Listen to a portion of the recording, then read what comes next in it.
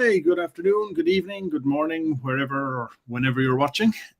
So we have another episode today, and this time I think could be a lot of good stories in this because I have with me Aditya Challa, who is the founder of Susegado in Goa, but prior to that has an interesting story because he was also the first microbrewer in Singapore.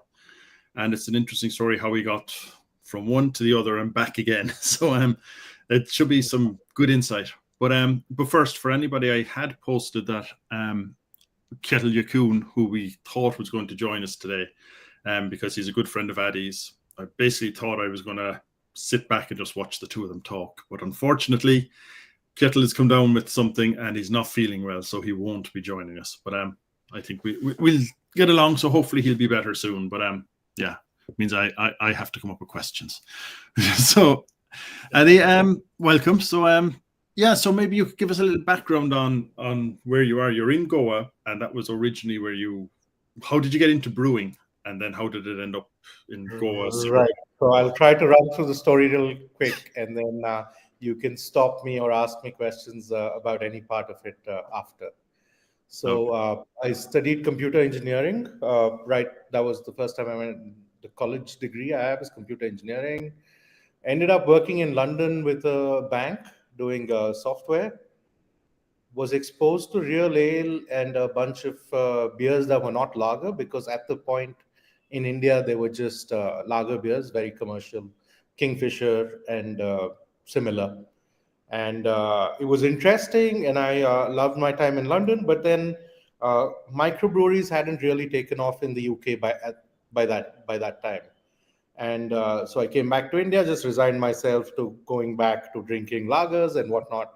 And then some years later, I ended up uh, in America doing an MBA, and quite close to where I lived was a tap room of a brewery, and I used to frequent there and ended up chatting with the brewer there, and it was interesting to know that you could start a brewery at whatever small scale uh, that your resources allowed. And then this gave me a lot of motivation to look into, bringing good beer to India, because at the time there were no microbreweries. It was just lager, like I was saying. So I got back to India from America.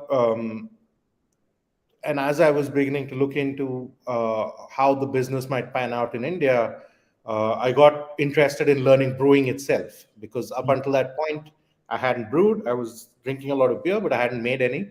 And then the more I looked into it, it seemed very interesting. So I tried to find places where I could learn more about it. And Heriot-Watt University in Edinburgh looked like a great option. So about 8 months after I graduated from my MBA, I was back at university, this time in Edinburgh, and then I was studying brewing and distilling for a year there, and uh, worked there at a brewery called Williams Brothers, which was at the time one of the smaller / bigger microbreweries, I would say. They'd been around for a while. They'd been around for, I think, about 20 years by that point. While I was working there, they'd started really small. These two brothers started in their garage, then had built it out to a fairly decent sized brewery about 35 miles from Edinburgh. And so I worked there for 6 months. Uh, it was an interesting brewery. It was the brewery I wanted to work at right after college, because they used a lot of local ingredients like heather flowers and bog myrtle, and made beers that were traditionally Scottish. Okay. And this is something I was hoping to kind of come back to India and use ingredients around us to create beers that are natural to our geography, Okay. and not just absolutely have beers that mimic, say, Belgian or German styles. And so I was always interested in, of course, the classic beer styles, but also the use of ingredients and local and incorporating them. And so Williams Brothers and my time there was great. Moved back to India, and unfortunately, Microbrewery was still not allowed in terms of regulations. And then around the same time, I ended up meeting some of my classmates from MBA in the US, and Singapore happened. One of them was living in Singapore at the time, and he knew I was getting frustrated trying to start in India, but not making much headway in terms of licensing, and suggested that we should look at Singapore as an option, maybe. And so I did. I went for a 2-week trip to Singapore to meet with him and understand the market there. At the time in Singapore, there were a handful of brew pubs. They were not really distributing. They were mostly targeted at the time at the expat community that lived in Singapore, and it was quite a closed world in the sense that uh, they were happy to just continue being brew pubs doing that.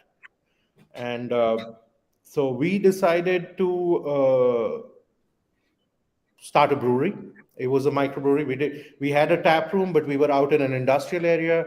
We started kegging this beer. It was called Jungle Beer. Our brand was Jungle Beer, and we distributed this across Singapore in kegs initially. Later on, we bought a bottling machine, but it was the first craft beer option for bars that were not a brew pub. So other than the handful of brew pubs, none of them had an option to sell craft beer that was Singaporean. Okay. And there were a few that were importing craft beer from Australia or America in one-way kegs and doing that whole routine in terms of trying to build. But that always stays niche as long as local production isn't doesn't pick up and cater to the local demand. And so we were the first ones to provide that option to local bars and restaurants to be able to serve Singaporean beer on tap, and later on we started bottling it as well. And was that something you'd seen before you opened the brewery, that there was this market, or did I just kind of stumble into that? No, I mean, even in that initial 2 weeks that I spent in Singapore trying to understand the market, we saw that there was a market for beers, for craft beers and better beers, because we saw the brew pubs have, yes, still a largely expat patronage, but also some interest from locals and so on and so forth. But we saw similar sets of people at other bars with not much choice, and also some imported beers at that point, mostly bottled. Right. So we thought there would be an opportunity. The reason we didn't want to be a brew pub is because I have absolutely no experience or interest in running a restaurant. Okay. And so it was mostly out of necessity. Neither me or nor any of my other two partners had any interest or experience with running a restaurant.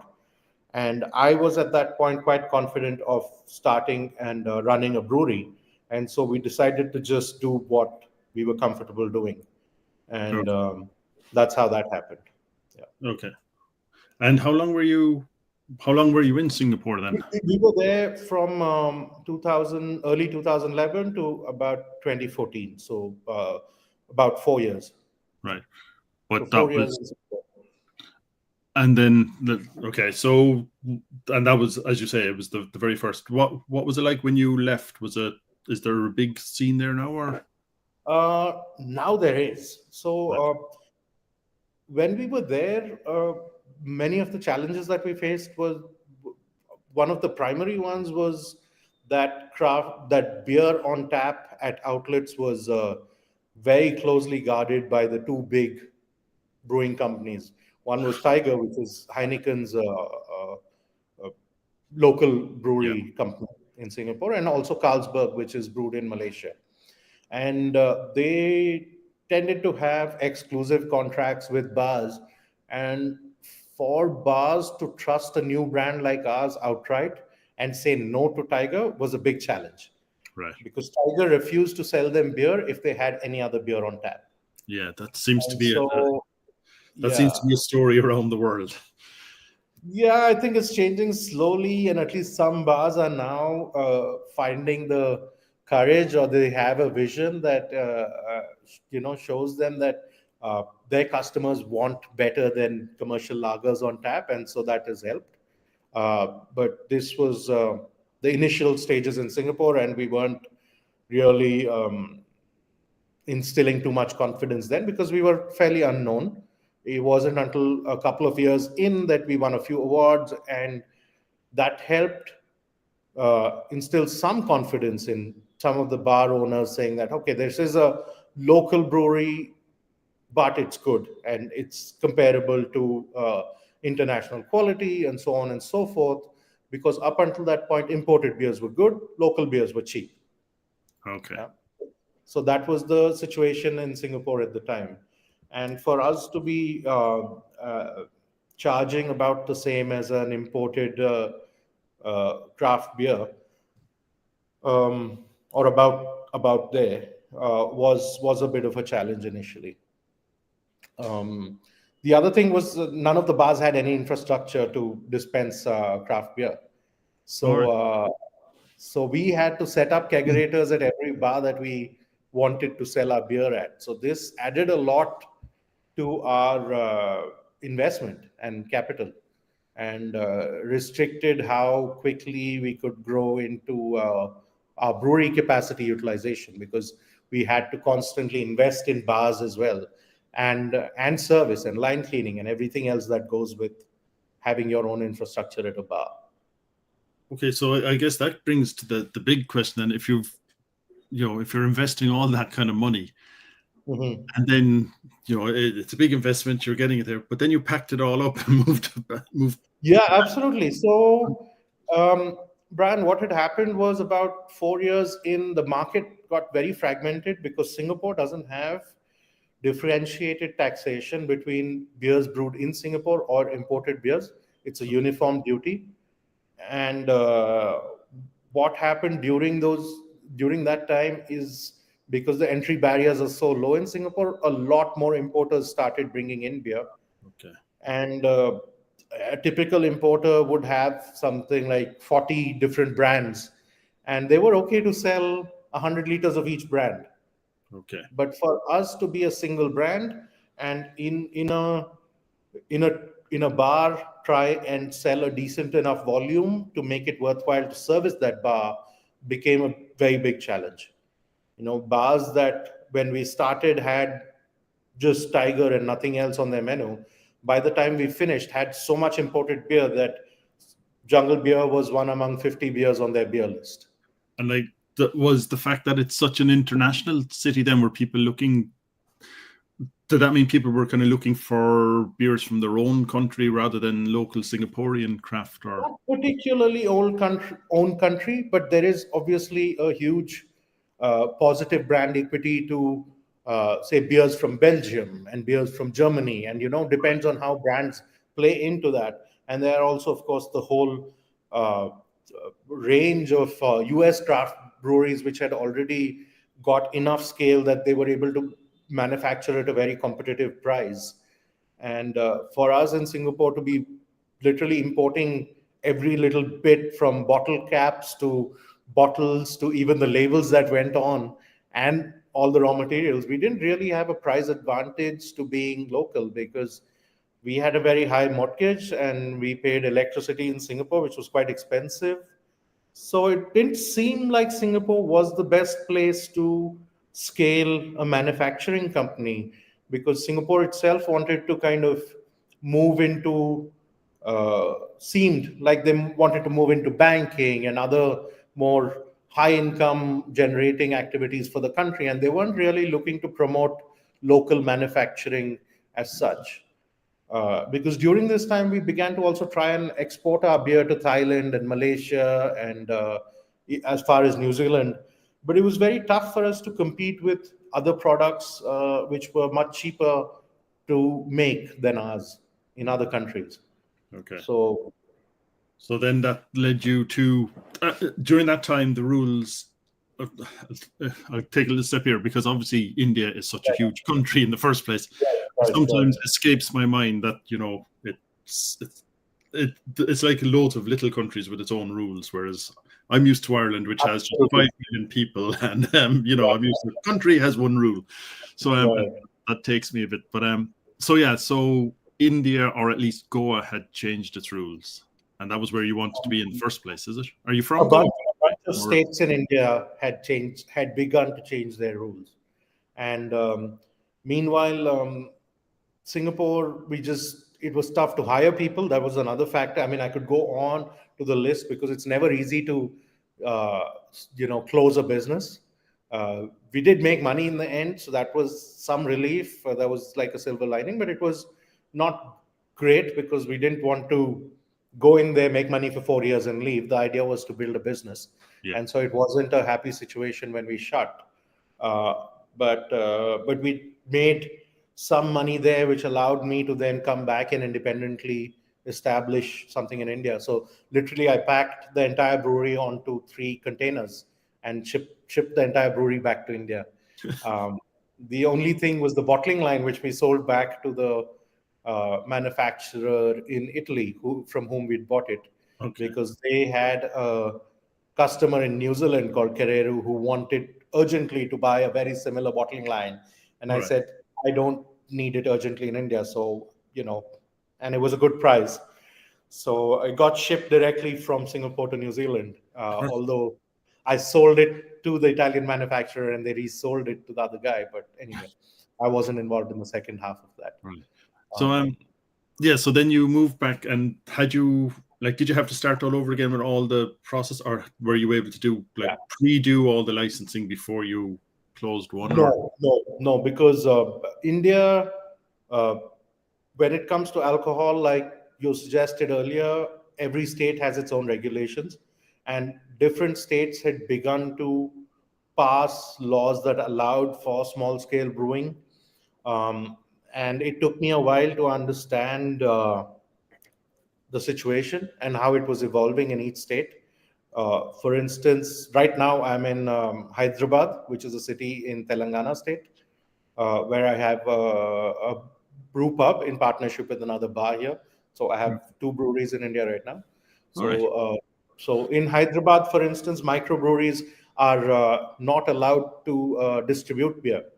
So we can only brew and how much ever we can sell at our pub, and that's it. okay, Nothing can leave the door. So even at home in Hyderabad, I end up having to buy bottled beer from the store because I can't bring my own beer from my brewery to my house.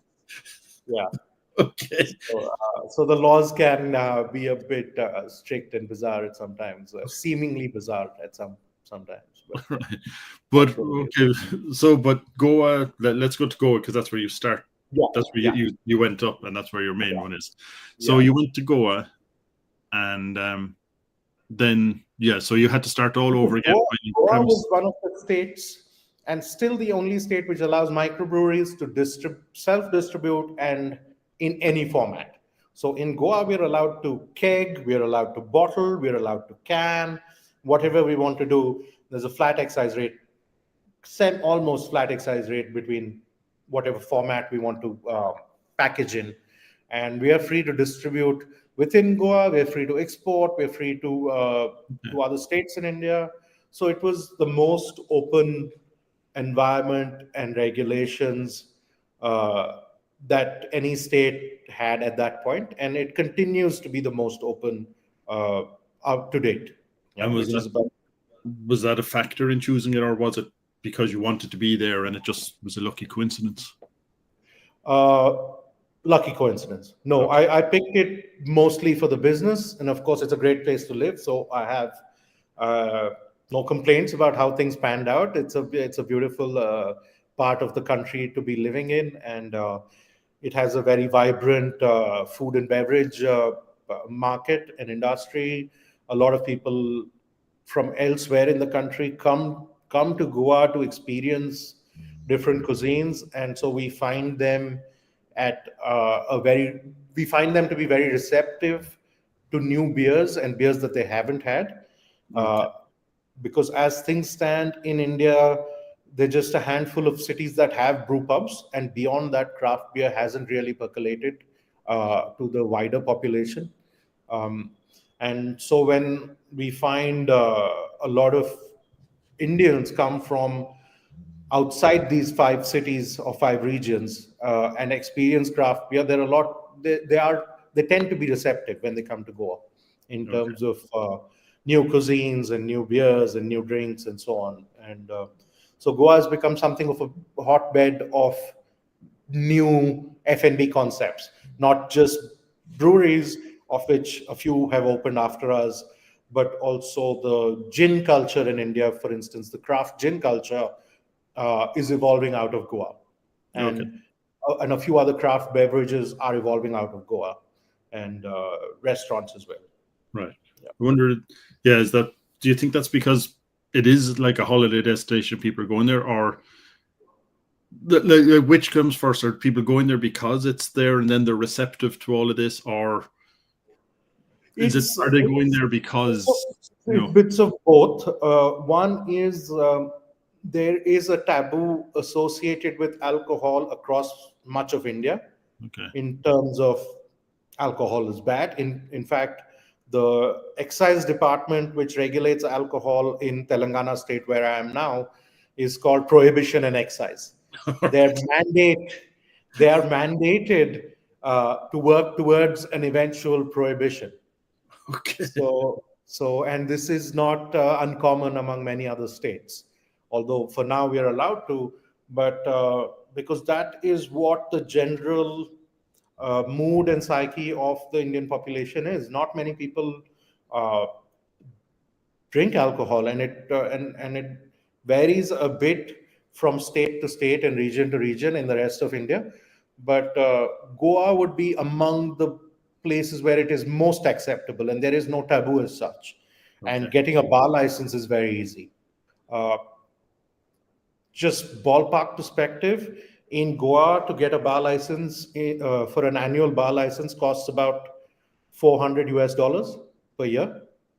Right. In Hyderabad, that is about $80,000. That's a right. Yes. So it is very different in terms of who is getting into this business, how many bars there are, how easy is it for a restaurant to have also a bar. So in Hyderabad, it is very common for restaurants which are really nice, have a lot of food options and everything else, to not have alcohol at all, because it is a very big overhead. Unless they want to invest in a bar program, they just don't bother. Right. Yeah. Whereas I'm just giving you one example of Hyderabad now, but and Telangana state. But things are changing. Governments are becoming friendlier to alcohol as they see people's consumption of alcohol is more controlled and self-regulated, because like with everything else, the more you try to regulate and the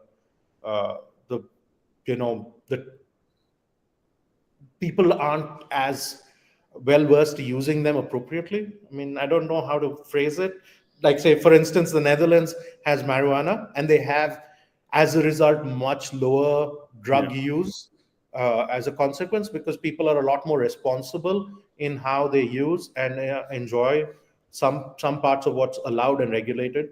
So I think the more taboo anything is, the less familiar the population becomes with responsible consumption.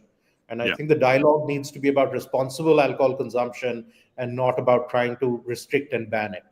Right. Well, I mean, you just have to take the big example of, US prohibition that kind of drove everything.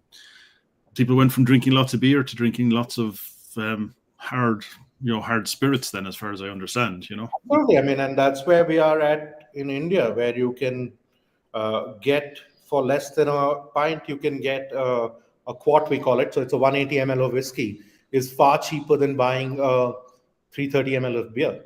Yeah. And the effects, if you're after the effect. Blue collar worker. Yeah. And for your average blue collar worker in India who wants to just have a couple of drinks and sleep, they are going to reach for that whiskey every time. Yeah.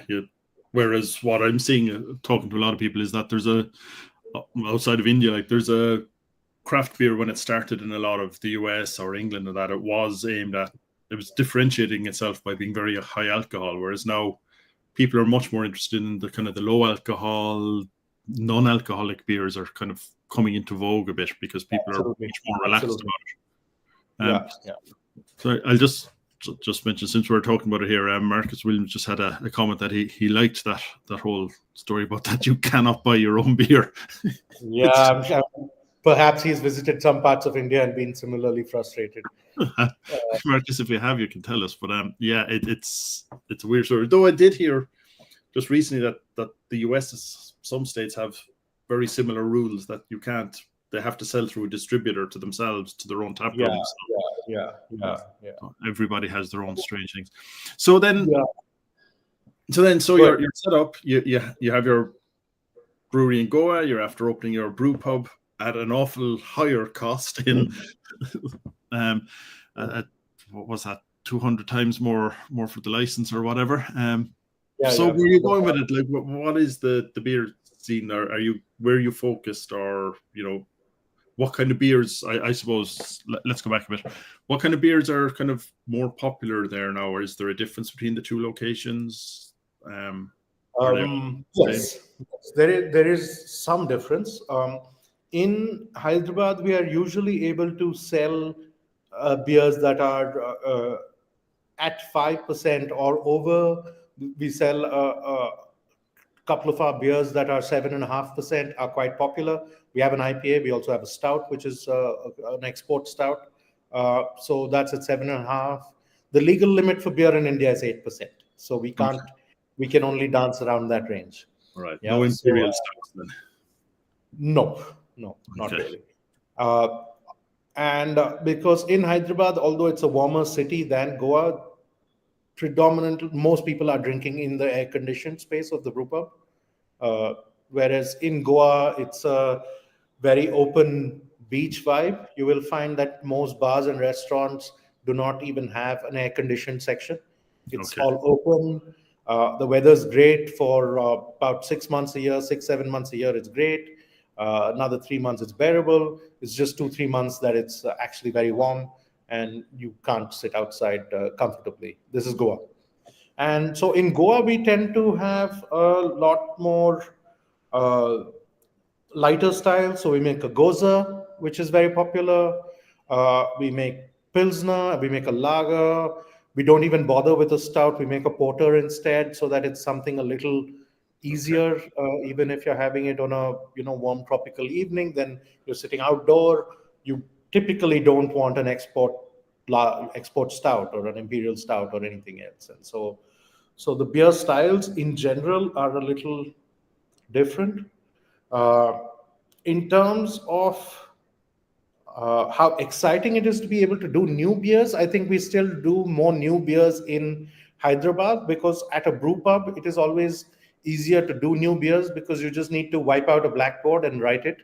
Whereas in Goa, we are selling at now 150 different bars and restaurants. Right. We are on their menus, our beers are there, and we need to deliver them those beers. And it's not very easy for us to go through the motions of creating a new beer, a new label, having that registered with government, and then the cycle of getting them onto all these menus at all these bars is a very long cycle. And so we try to have a permanent range of just about 6 beers, so we don't do too much else. We have 2 or 3 seasonals that we supply to just some of our draft customers in Goa, but by and large, it's 6 beers that we sell through the year. And this has not changed in 2 years. And 4 of those beers have been around for 6 years. So we've only added 2 beers in the recent past. Okay. And yeah, that kind of surprised me, because the trend everywhere else is that people just, what I keep hearing is that people complain that they cannot sell a beer twice because people are just going on Untapped and I've had that one, and they just go through. I think we'll get there. I visited Singapore again in March this year, and things have changed. A lot of bars have their own taps now, and they have their own 15 or 20 taps at even fairly modest sized bars, and they want to constantly have different beers on tap and so on and so forth. So I think it's an evolution of the market to have enough choice. Uh, since we've opened now, there are three other microbreweries that have started business in Goa. And so possibly if someone were to open a bar with 20 taps now, they could have a choice of 40 beers to choose from for those 20 taps and then keep Yeah. it interesting. But as things stand, there aren't any bars like that in Goa. Okay.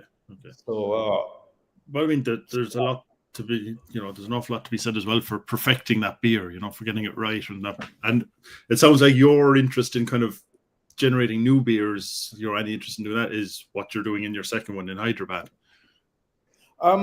yeah, but even in Goa, we try to do if there is a real need, as we've seen our volumes grow, and we're very confident of the volumes of our existing beers, has enabled us to introduce new beers. For instance, we had for the longest time the only lager we had was a Dortmund style, fairly medium bodied malty lager, and so when demand was enough for our beers, we introduced Pilsner style, but then made it more interesting using bread from local bakeries around us, whatever is left over. So in Goa, everyone gets bread delivered every day, like Okay. newspapers or milk in other places.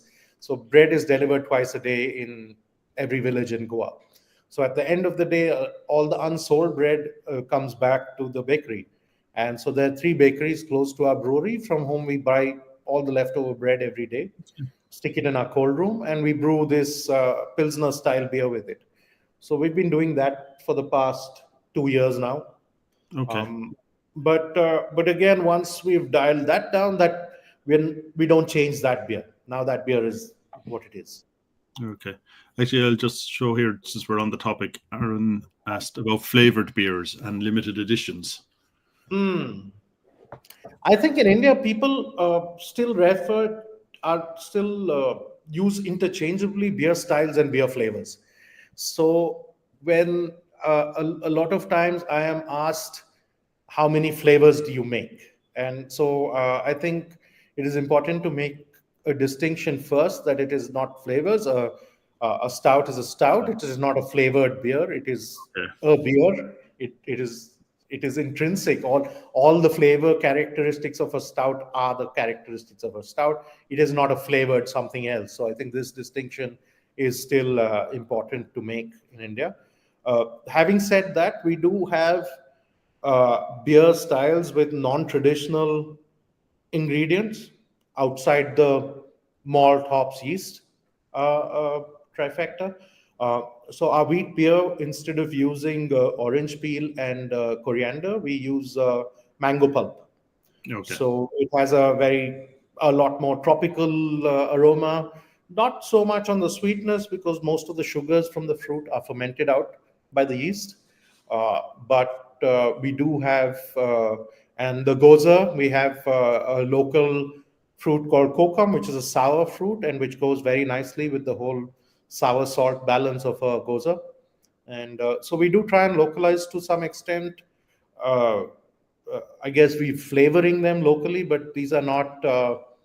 I want to reiterate: they are not artificial flavors. They're not flavored beers. They're designed to have those flavors.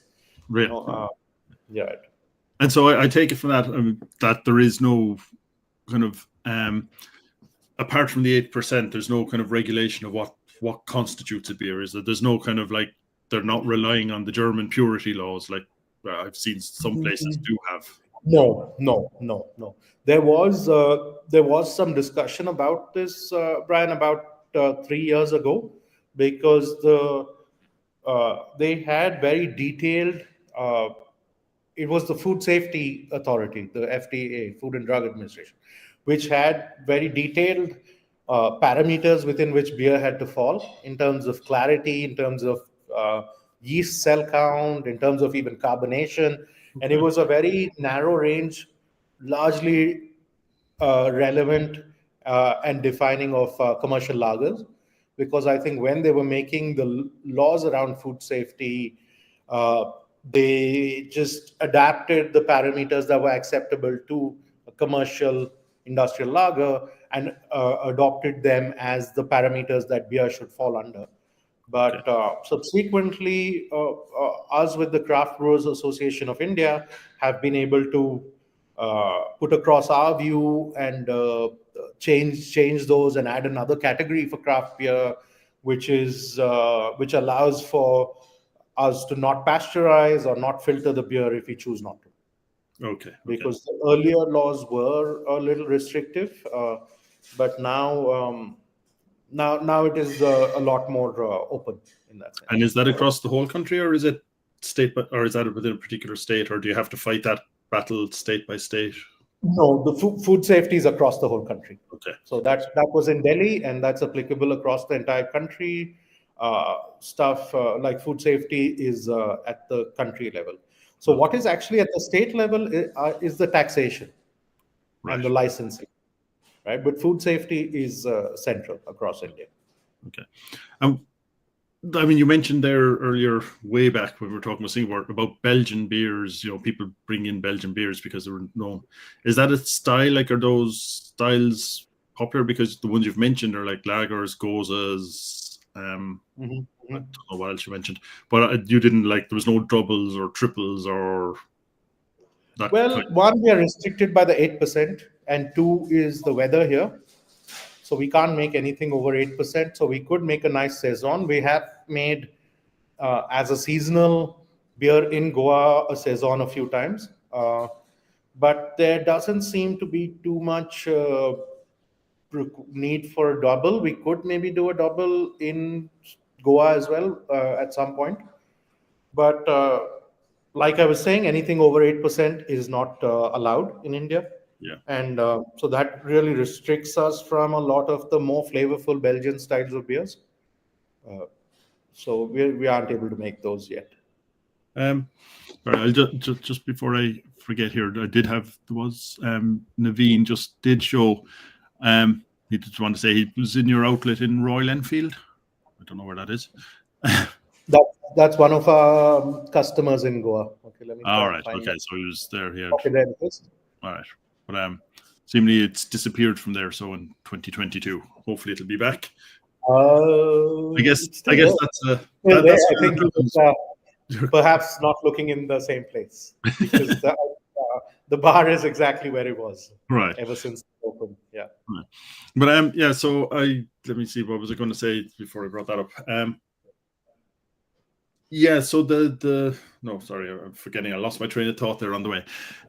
We were talking about Belgian beers and all of that. So this is it. This is the question I was going to ask. Home brewing. Right. Is home brewing big there, or is that heavily regulated as well? Or is that kind of where a lot of the craft beer drinkers are coming from? No, definitely not. It's not big. It's just started taking off in terms of interest in the last maybe 2 to 3 years, that maybe the year preceding COVID. And I think during COVID, a lot of people were home, they had a lot of time. And so I think that gave it a boost in a way. More people got into home brewing during the pandemic. And but it's not big yet, and it is not as common in the US. That's not where the craft beer drinkers are coming from. These are people who are well versed with craft beer. Mostly, it is Indians who have studied abroad in America or in Australia, who happen to have brewed at college in their dorms or whatever, done a bunch of home brewing there, and continue the hobby back in India. There isn't a very big push to get new people interested in it. There are small communities around Pune and Bombay, Mumbai, and Bangalore. But outside these three cities, I don't think there is much of a home brewing community in India. Ingredients are available. Yeast is available. There are a few suppliers. You can order them online. I myself have a Brewzilla kit, which I imported through one of these guys just to try and make some test batches at home, 20 liters at a time. So these are available now in India, but I don't think they've really taken off in the same way as they have in other parts of the world. Okay. Yeah, because that's obviously where an awful lot of the actual brewers come from. They start off Right, this, and they right, just right. like yourself, like they just have this urge that they have to brew, and so might as well make it bigger and try and sell some of it in many Yeah. cases. So do you think that is how's that going to evolve? So in India, if there, do you think it will come from people who want to who like say travel and try out new Mhm. beers and come back and demand them, or will home brewing be kind of start to take off and then that will drive breweries, or where do you see the industry going? I think it will be from the bar owners realizing that there is a demand for this, and more of them taking a punt and having the courage to have their own infrastructure. And I see this happening in Bangalore, and I see this happening with maybe a handful of bars in Goa, where they've invested in their own tap systems and they want to encourage different craft beers and gear the entire bar towards uh, craft beer and build their food and the experience of the bar around beer. And so far, that is largely restricted to the brew pubs, of which there are quite a few. Hyderabad has about 20, Bangalore has over 70, um, Pune and Mumbai have maybe 20 each or so. Gurgaon has another 50. So there are a lot of pockets of India which have a lot of microbreweries. But as things stand, they're all brew pubs. So there are a lot of people drinking craft beer of varying quality, Right. because every brew pub has its own attitude to beer variety and quality, and why they're doing it. Not everyone is in it for uh, making good beer, shall I say. A lot of people are looking at it very much as a business, and they will make three kinds of wheat beer if that's what's selling, Right. and not bother with having a range of beers that you would expect from a good craft brewery elsewhere in the world. So there are a lot of those as well. Right. Um, And does that excuse me, and that, like you were saying, the official line is basically to go towards prohibition, but do you think, obviously India has like a huge number of potential ingredients, unique flavors, it's mhm. got food culture, it's got everything, so there should be a huge potential for export, you'd think, like, there's something you can bring up new to the world, but they're not encouraging that's not encouraged, or Um, Not particularly. The government does not, no Indian government, either at the center or at the state, wants to be seen to be pro alcohol as such. So it is, so they don't promote it. Most government loan schemes from banks, for instance, there are no loans available to people in the alcohol industry. You just have to kind of generate everything yourself. So in that sense, it is still different than running any other kind of industry within the country, and different from running a brewery business elsewhere in the world. So there is not much support from the government to do these. Uh, but what we are doing at Susegado is actually going out and brewing Susegado in other parts of the world. So we did earlier this year two collab brews with two different breweries in Singapore, okay. and yeah, one of them is already out on tap, and then the other one will be out in June. Okay. And um, and the idea is to slowly introduce the brand there through collabs, but also then contract capacity in Singapore and start brewing there. Okay. So me or my brewer will go there every few months for 2 weeks, brew a bunch of different beers, and then hand them off to the distributor to sell over the next 2 3 months, and then we will continue to run it like that for now. Okay. And you And think that is probably the only way, or one of the ways well, to it is a way, Brian. I don't think the only way. It's a way that doesn't involve too much capex, and I okay. think most parts of the world now there exist breweries that have spare capacity.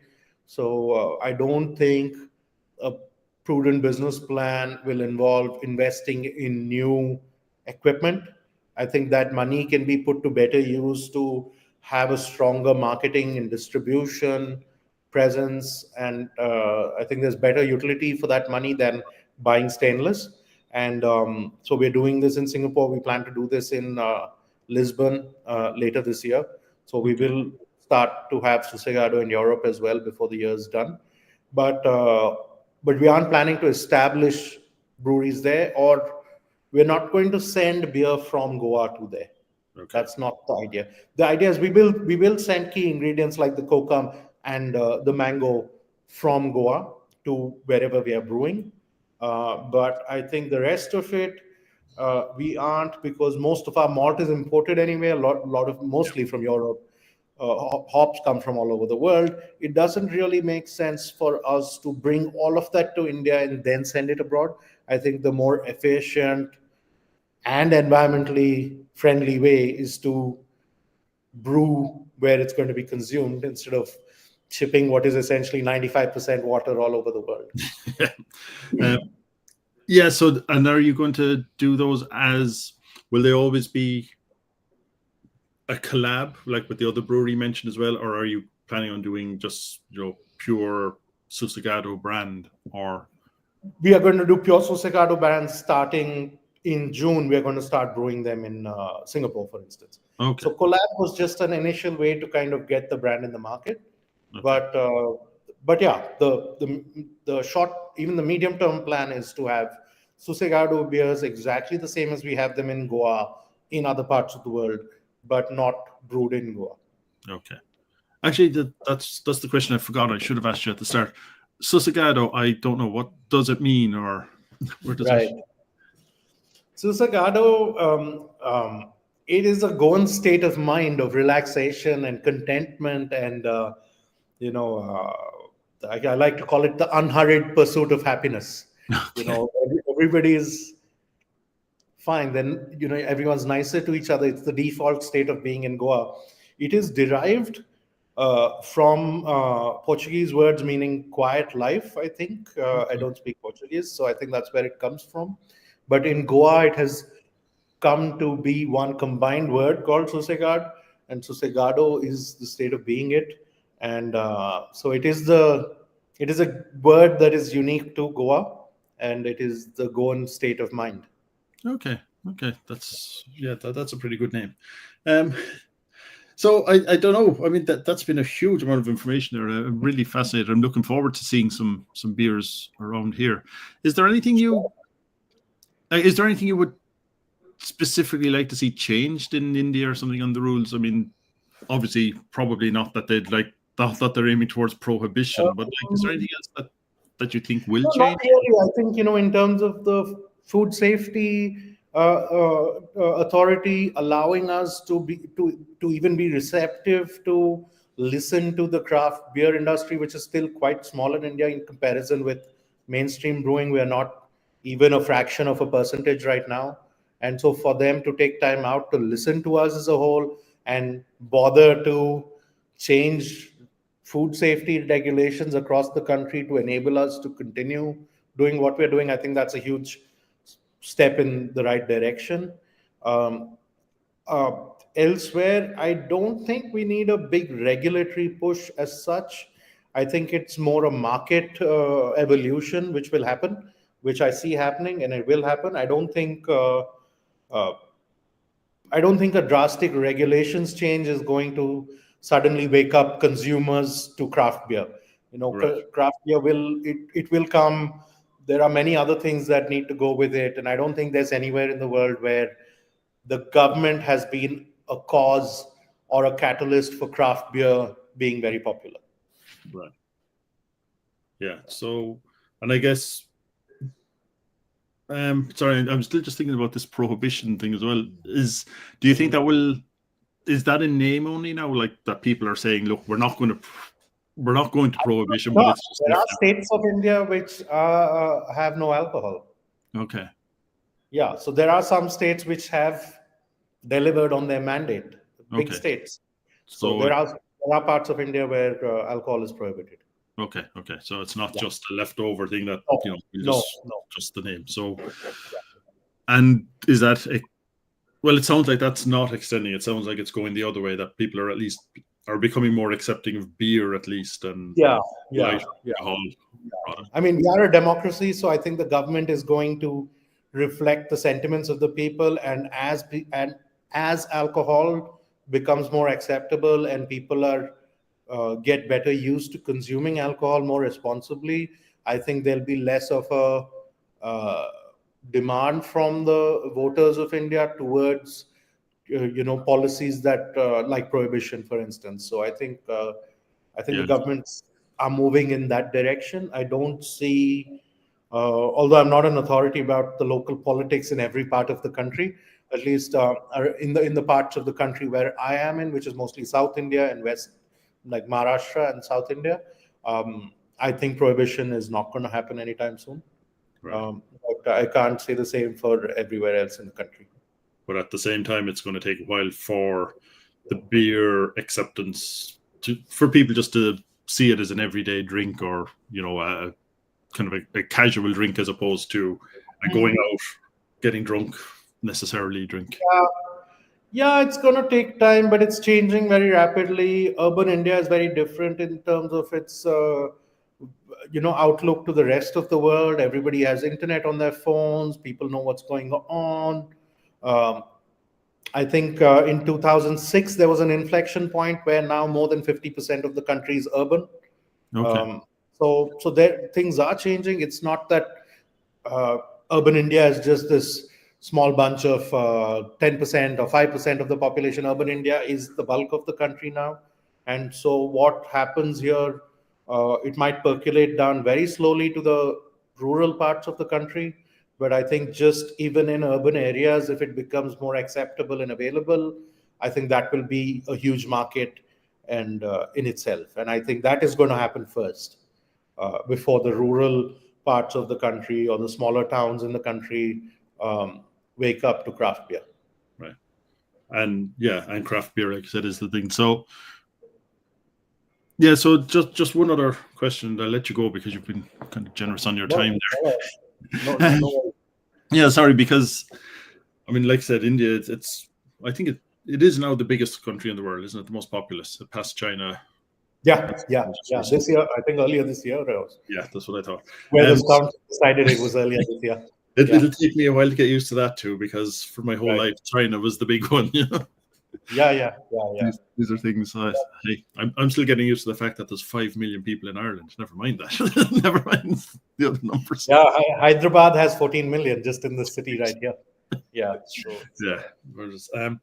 But anyway, sorry. But is the demand so, like, we keep talking about craft beer, and you said it's a tiny fraction, but so that means the big brands are still the thing. Is there any look of people? Is it driving the craft beer that they're just looking for a new experience, a new flavor? Are they looking for something more local, or do you think there's any one of those is driving? I think it's not there yet. Right now, it is more about trying something different and a little adventurous and wanting something new. And to that extent, even Kingfisher, I think a year or two ago, started making a wheat beer, which was new for them, which was for the first time that a big brewery in India had made anything other than a lager. Okay. And now AB InBev is making Hogarden in India, which earlier was only imported. And so there is some demand, and I think that will, it's not craft beer, but I think it gets people aware of options beyond lager, and I think that is an important first step towards craft beer. So that is happening. Yeah. Okay. Well, listen, like I said, it's been a huge informative chat. I don't know if there's something I should have asked you that I didn't ask that you feel. That's fine. We can do another edition a few months down the line. Hope Chettle is better by then, and then maybe some other people from India I could round up for something like this. Yeah, I mean, because I don't know. Yeah, it would be great to have that, and especially if Kettle was nice. So maybe I'll just leave it at that. So thank you a million for the time. But yeah, I'd love to chat again some stage if we can find a topic or just a chat to have, because this was very much kind of a background on an introduction to Indian brewing, really, for me, which I knew nothing or almost nothing about. So it's fascinating, and I think we did have some questions. We had comments there and that, so we had some. Naveen as well, by the way, just did say that it was nice to hear your experience and to hear how far you've come on it. So I think I can. Well, lots further to go, I'd say. Well, I'll be looking out for the you'll have to let me know when Susegado is available. So when June, whenever it is, or Yeah. Is that going to be? Is that going to be just? I think Lisbon is a little further later in the year. All right, and is that going to be distributed across Europe, or are you just keeping it in Portugal at first? Initially, no, Brand. No, I think we're just gonna. We're planning to have our own tap room initially in Lisbon, a small tap room to start selling it, and then maybe to bars in the region, because I think the resources required to distribute and effectively market a craft beer across a wide region, especially in a very fragmented market, are huge. And I don't think we can expect the sales volume to justify that kind of a marketing spend anytime soon. So I think we're going to focus on micro markets and grow like that instead of trying to plaster an entire region and hope for the best. Okay, so then I'll have to go to Lisbon because there's a few nice breweries there. So I think we could add you to the list. And absolutely. Visit a lot of very nice places. Portugal has some nice breweries there as well. So yeah, but I hear it's still early days. By and large, people are still drinking lagers and whatever the Sagres and Superbock and stuff. But, well, even beer is, I think, relatively small there because it's wine country. Right. But it's perfect weather for beer, though. So I think I expect that it will wake up to beer in time. Yeah, I think it slowly is. So you might be moving to Portugal from elsewhere in Europe. I think a lot of people are moving to Portugal. Yeah, it is. It's a very vibrant place. I mean, Lisbon is very vibrant. I haven't been there in years, but there's a lot happening there. So so it sounds like you're going to be a bit of a pioneer. There's a few breweries in Lisbon, but from what I understand, talking to some of them, they are small. They are they're very friendly. They're all very helpful to each other, but there's small tap rooms there as well. So it sounds like having been the pioneer in Singapore and Goa, you could be one of the not the first, but one of the first in Lisbon. No, we don't really care to be the first. We want to be a good part of the community, the brewing community. So I think as long as we are helping others to get where, and you're a part of that community as well. You're helping promote craft beer everywhere in the world. So thank you. And it'll be great. Yeah, hopefully someday we have a beer together in Lisbon or Goa or Singapore. Yeah, that would be nice. There's, like I said, Lisbon and Singapore I've been to, but not for a long time. But I haven't been to Goa, so maybe I'll have to try. Well, that should be on your list then. Yeah. Okay.